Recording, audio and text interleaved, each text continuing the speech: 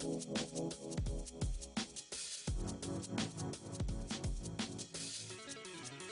I never noticed it until I was watching one of the shows from last week. Wow. Scott Spears along with you on this Tuesday edition of The Exchange, joined by my buddies Fritz the Night Owl, Marianne Michaels, Charlie Evers. Have a guest who's going to join us in just a few moments. Going to be a fun episode. Before we get into it, though, we do need to mention our sponsors, as The Exchange is brought to you by the Ohio Neck and Back Pain Relief Centers, Scott M. Gray, D.C., across from the Marion Center, between TSC and Kroger. Call 740-386-6580. Night Owl Theater, located on the net at fritzlives.com. For more info, email nightowltv@yahoo.com. And Bucyrus Placemats, to put an ad in, call Wayne, 419-562-8473, located at 116 Wayne Avenue in Bucyrus, located on the net at bucyrusplacemats.com. And now, as we do each and every day, and we're going to do it this Tuesday, we're going to go to my buddy, the elevated Charlie Evers. Hey, I'm getting up in the world now. Got off the floor. I wonder if anyone remembers, too. You know, we look at steam engines nostalgically. Does anyone here remember when the steam engines were phased out of Marion? I don't remember that. 1956, I think that was the last one. And prior to that, steam engines pulled passenger or freight trains that had, every now and then, a car said, route of the Phoebe Snow. What's the Phoebe Snow? Phoebe Snow. Well, let's see. Phoebe was Warren G. Harding's mother, but this was a different Phoebe Snow. She wore white dresses. The Erie Railroad burned hard coal, which had no soot to speak of. And Phoebe, her dress never tarnished. She always had a white dress because the Erie was so cleanly. Did she have a white dress for the traditional reason? No. No. This was all show. Oh, Yeah. gotcha.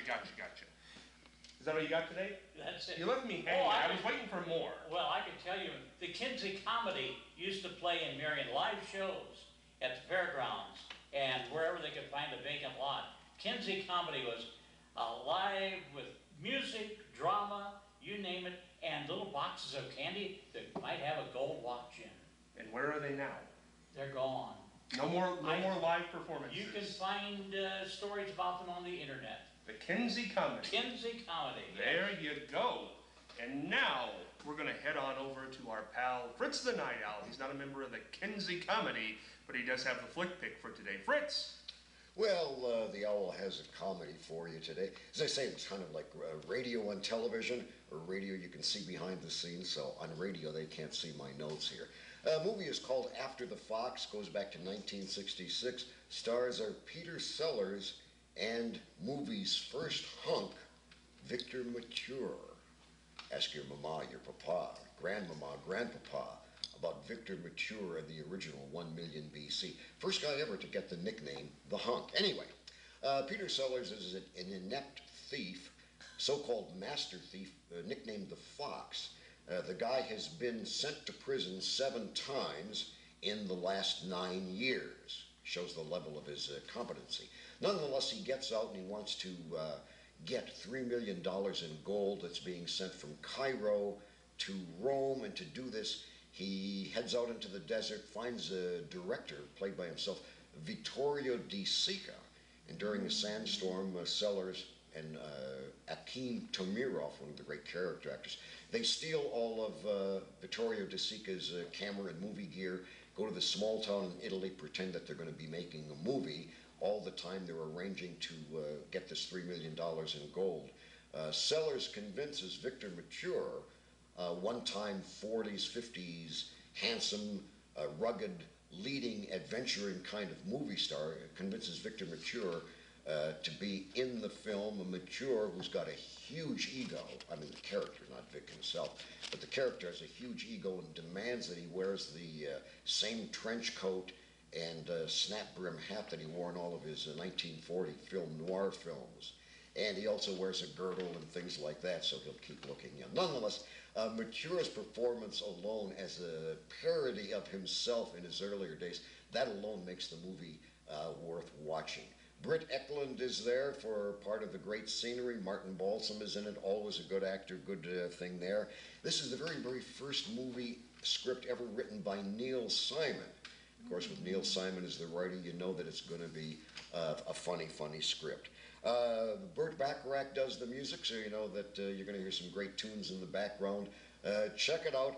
I think that you'll enjoy After the Fox, Peter Sellers, and the Big Victor from the movie Head.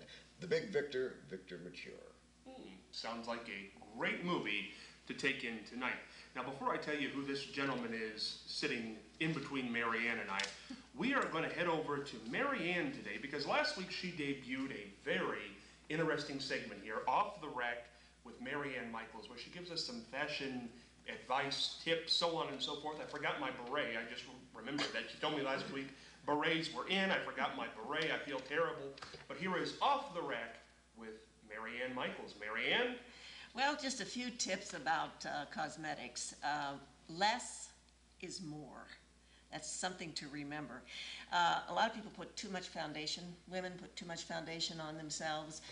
What you need to do is just use spots of like around the nose and under the eyes and in the chin to kind of fill in spots that you need to do that with. Obviously, you should put a concealer on before you put the foundation on. Now, the older you are, the less and the lighter foundation. That's why I don't even wear it anymore, because it gets into the wrinkles and it really looks bad. So I don't even wear it anymore. Now, as far as clothing is concerned, have you noticed that some of the starlets and the models will wear these outlandish outfits? I mean, you know, like polka dots with stripes, or, you know, different colors that clash, prints, two different prints all together in one outfit. I personally don't like it, and I know there was a poll taken recently, and most of the people that were polled didn't like that either. But, you know, it's the brave fashionistas that will wear it, and you'll see them in magazines, and you'll see them, you know, these movie stars wearing them. I don't particularly care for it, but it's one of the new trends. You know, I can make a few comments about men's fashions. I don't know if the gentlemen here on the panel know anything about where a tie should look, but men's ties should, the tip of the tie should be right in the middle of the belt buckle. Now, that's easy for people who are, let's say, men who are 5'2" to 6'2", or 6'4", but not 6'4", 5'4" to 6'2", because that would be easy to do. But the person who is too tall, it's not going to be down to the buckle. So good news is you can buy extra long ties if you're really tall. Now, if you're shorter, then you have a problem. But if you buy a tie with a thicker fabric, then the knot is going to be bigger and the tie is going to be shorter. Just a few things. And you know something, the men are so lucky about fashions because they can buy a really good suit today and they can wear it for years, 5, 6, 7 years, because their fashions don't turn over as fast as women's fashions. And I don't know if you realize it or not, but in the ties, did I talk about the striped ties? Because striped ties are really good. And even multicolored striped ties are good. But getting back to the colors, it used to be that a man would never wear pink. Well, right now, pink is very popular for men. Pink shirts and pink ties, really bright pink ties. Green is also very popular. You know, another thing about men, I don't know, when my husband and I travel, he just complains all the time because my suitcases are so heavy. But you know, women have all kinds of different things you have to put in a suitcase. Men might just put in a couple shirts and maybe another pair of trousers, but women have to have purses that match, shoes that match, cosmetics, accessories. So, you know, it's really much easier for a man to be well-dressed than it is a woman. That's it for today, Scott. Thank you, Mary Ann. But you know, one of these days, I want to talk about fashions for more mature women like myself.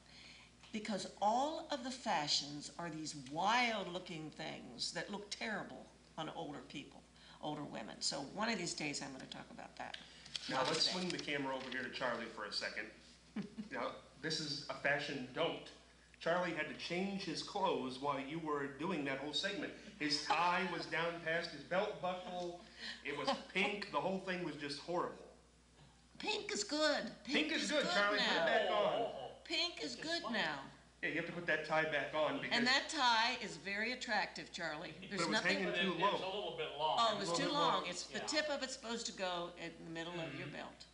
I used to sell ties, and this is how I would demonstrate, I'd have to hold up Yes. to ladies at Christmas time. Would your husband like a tie like this?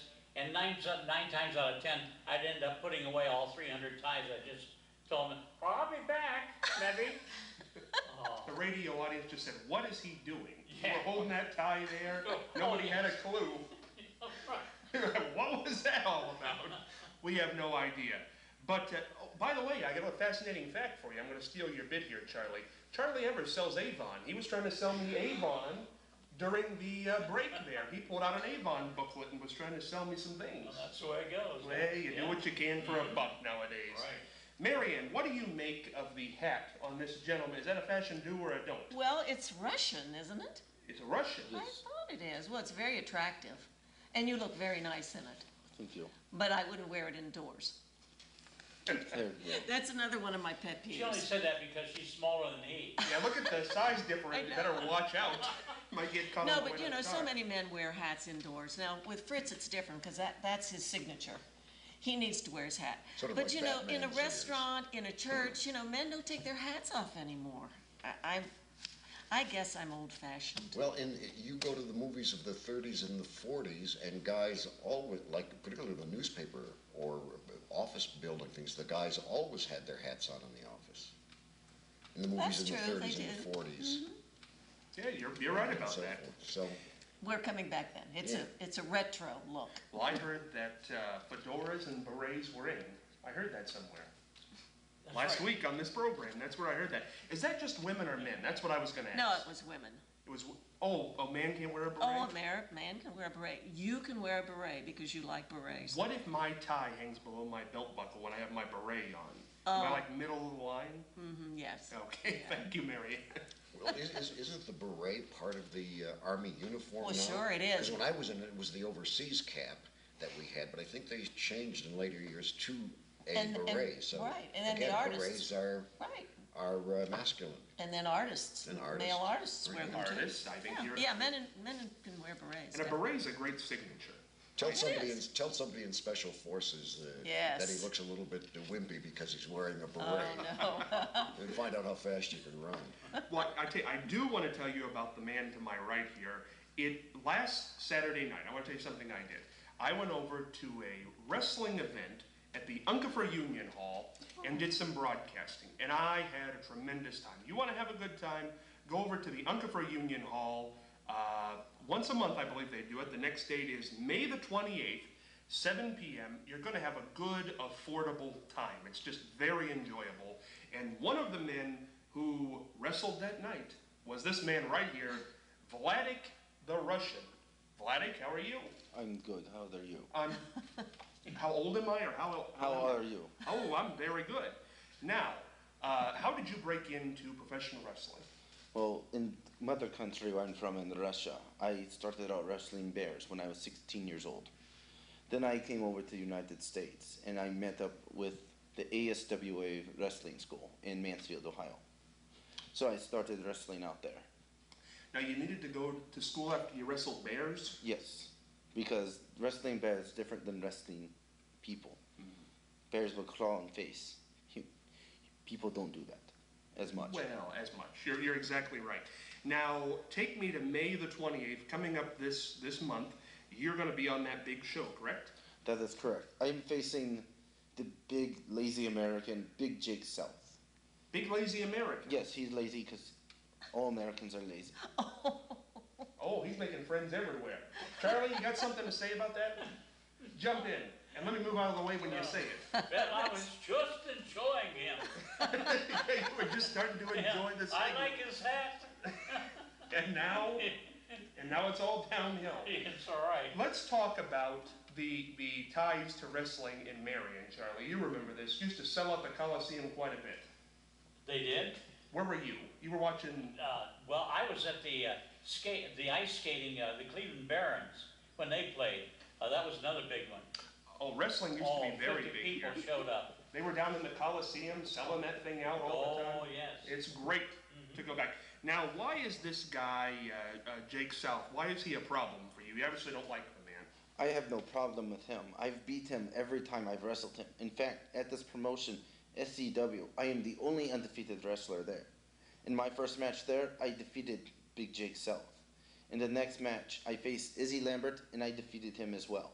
But I decided to make a statement, as you would say in America, by interfering in Big Jake South and JJ DeVille's match against Maximum Security. Well, now anybody named Izzy though has got to be a wimp, right? No, he's fairly good wrestler, just not against me. Just wasn't up to your par. No. Because you've wrestled bears. Correct. Right. Marianne, what questions do you have to ask our Russian Well, guest here? what are the biggest challenges you have in a wrestling match? Biggest challenge is just size difference. I'm tired of wrestling these little boys. Big Jake South is actually close to my size. He bigger, or about same size.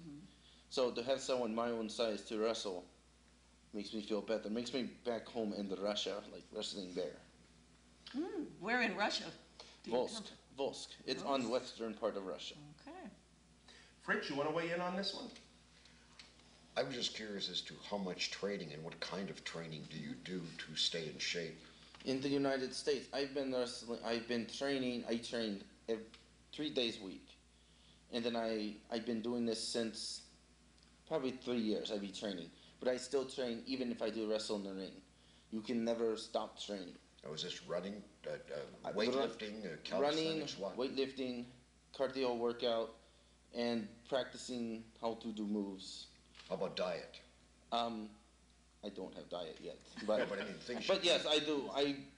I watch diet. I try to eat healthy, but everything in America fried. Everything fried here. as it makes taste good. Now tell me All how that fat and cholesterol. America, land of fat and cholesterol.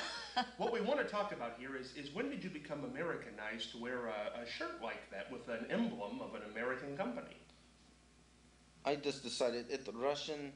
It's the only. I have other Russian clothes, but I figured at least show some American support, even though I don't like it. Because if I wear other clothes, you would all be confused on what I wear. So Maybe. Charlie, what do you think? I was going to say, I had a friend, too, that wrestled at the Coliseum. He wrestled bear. He got 6 months out of it in decent exposure.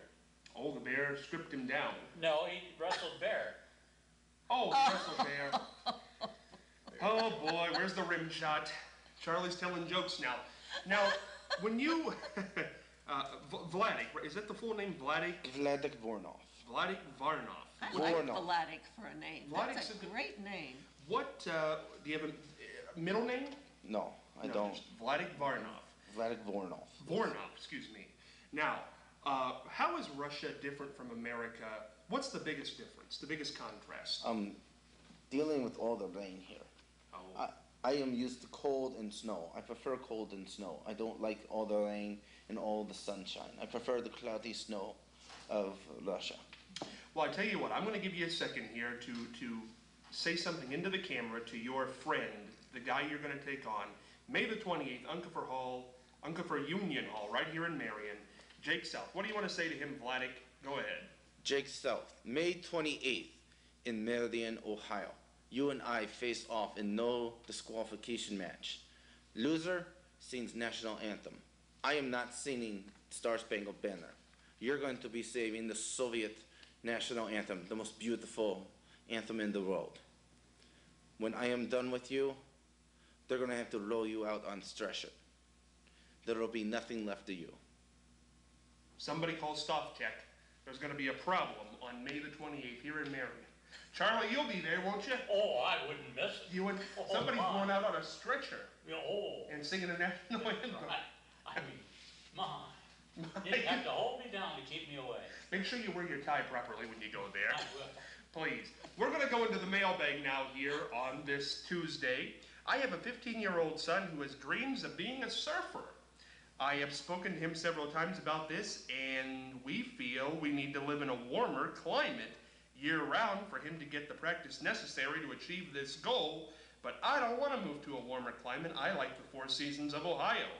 What should I do? This is Mary in Columbus. Charlie, that's kind of a fastball there. I'm not curveball. Well, I think you should go to Russia. And surf? Yes, surf and turf. They don't have surf in Russia. Oh, they don't? No, it's cold. Oh, the Ural Sea? Ural Sea. Ural, U-R-A-L. U-R-A-L. Yeah, the They don't mountains in surf Ural there. Sea, yes. No, Mhm. they don't Come on. surf there. No, Charlie, what would you do if you live in Ohio and you want to surf? I'd pick a spot that I like on the Kukwa Ditch and get a running start, and away I'd go, all the way to Waldo. There's stuff in the Kukwa ditch, Charlie.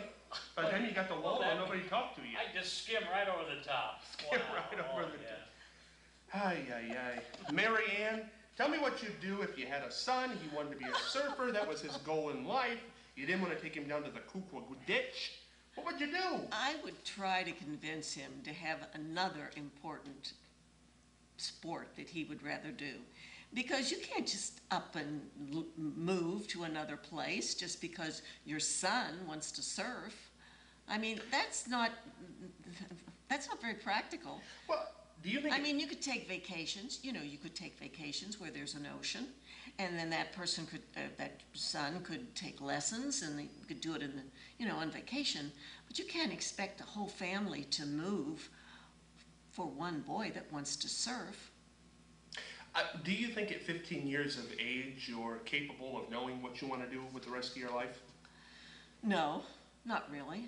But I mean, it would be nice for him to be able to surf, but I would say on vacation, yes. But I wouldn't totally pick up the family and move because my one son wants to surf. That's a bit much, don't you think? I think it's a bit much, but I'm not.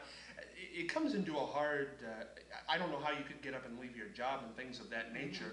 But I guess what do you tell the child who's 15, who can form opinions that hey, you're not going to get the practice in? Well, he sees probably surfing on TV, and he thinks it's very glamorous and very wonderful, but it's not practical for him living where he lives. And maybe they should try to find something else that would